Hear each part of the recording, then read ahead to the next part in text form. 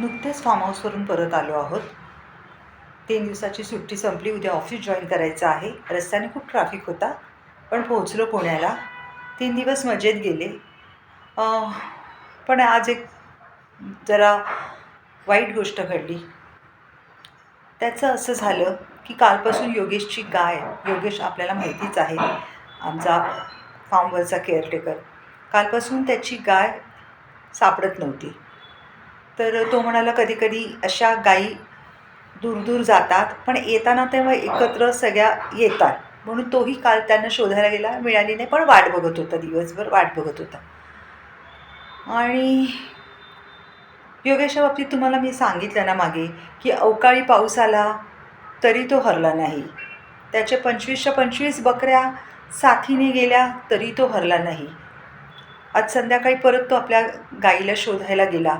त्याची गाय गाभण होती, पहिल्यांदा गाभण होती, आणि ती रानात चरायला गेली असताना जनावर चावलं आणि पहिल्यांदा गाभण असलेली त्याची गाय फडकाफडकी गेली. खूप वाईट वाटलं. किती मेहनत करतो. शिक्षा का द्यावी ना देवाने त्याला.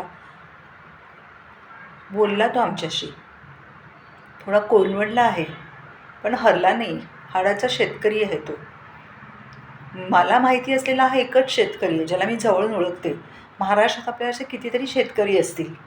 शेतकऱ्यांसाठी मला हेच म्हणावंसं वाटतं, दुःखाने दाटल्या दिशा दाही तरी शेतकरी हरला नाही. दुःखाने दाटल्या दिशा दाही तरी शेतकरी हरला नाही. ठीक आहे, योगेश आमच्याकडे आहे, आम्ही त्याची काळजी घेऊच. पण तुमच्या पण आजूबाजूला जर असा कोणी शेतकरी असेल ना छोटा, तर त्याची कृपया जरूर काळजी घ्या. धन्यवाद.